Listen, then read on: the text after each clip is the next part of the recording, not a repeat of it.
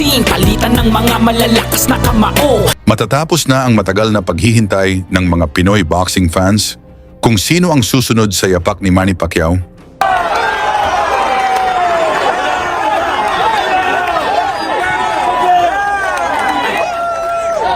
Maraming sumubok, maraming pinangalanan, pero iilan lang ang tunay na nagpakita ng kakaibang potensyal. Here we go! Yan ang puwersa na taglay ni Mark Magnifico Magsayo. Bagsak na naman! At ngayon, may isang pangalan na lumalabas, na makita mo ang kabataan ni Pacquiao. Hindi siya maingay, hindi siya palabida, pero sa bawat laban, may isang malinaw na resulta. Knockout. Lovera swinging, throwing everything. And so, big right hand. Siya si Kenneth Loverboy Lover. 22 taong gulang, undefeated, 17 panalo, 12 knockout.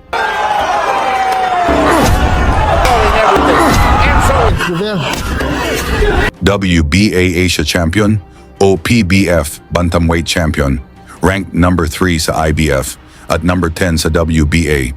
Isa siya ngayon sa pinakadelikadong fighter ng bagong henerasyon. Sa loob ng ring, mabilis ang kamay, eksakto ang timing, at bihira niyang hayaang umabot sa desisyon ng laban.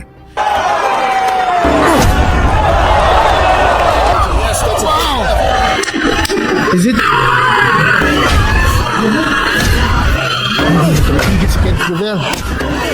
Kaya hindi maiwasan ng fans na maalala ang batang Manny Pacquiao. Mas lalo pa siyang naging mahusay nang magsanay siya sa ilalim ni Alex Ariza, ang dating conditioning coach ni Pacquiao. Mas mabilis ang galaw, mas malakas ang suntok, mas malinaw ang diskarte sa loob ng ring.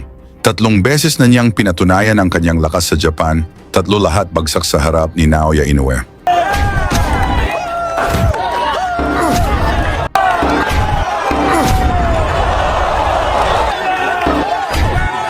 Ngayon, June 6, mas malaking hamon ang nasa kanyang harapan.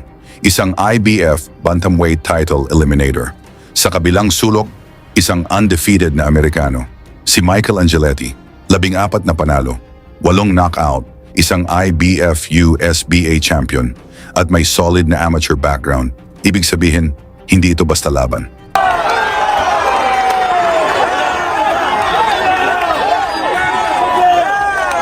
Para kay Lover, ito na ang pagkakataon para makalapit sa World Championship. Pero para mas maintindihan ang kanyang lakas, panoorin paano niya ginulat ang Japan. Sa Osaka, hinarap niya si Tulio De Canarudo, ang future world champion ng mga Hapones. Bago yan, pa-like at subscribe na lang kasama ang bell. Malaking tulong yan sa aming mga content creator.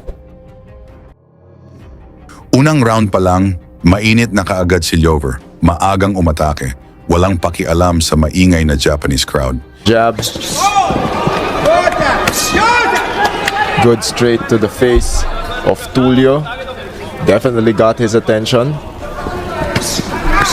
Lover setting up the momentum.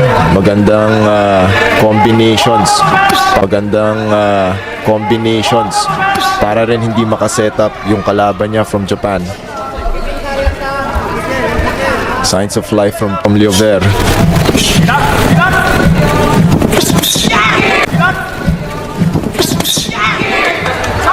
That is a jab and a straight from Lover.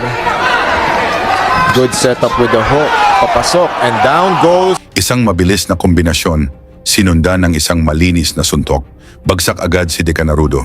Nagawa man nitong tumayo, ngunit malambot na ang tuhod, kaya dito na inawat ng referee ang laban. Very first round, late.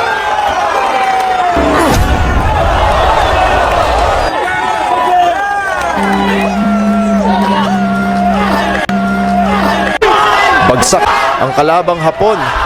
And that is it. What a fight. Panalo si Lover by technical knockout sa loob lang ng 1 minute sa first round at nakuha OPBF Bantamweight title mismo sa harap ni Naoya Inoue. Ngayon ang tanong, may tsansa ba si Lover na maging world champion? I-comment na lang ang inyong sagot kasama ang inyong lugar upang malaman natin saan umabot ang suporta ng mga Pinoy kay Lover sa laban nito kontra Angeletti sa Japan. Lagi niyong sundan, huwag magpapahuli. Pag-usapan ay bakbakan, balita niya at laban. Mga Pinoy na di nagpapagapi. Salamat sa mga suporta na lagi nandyan.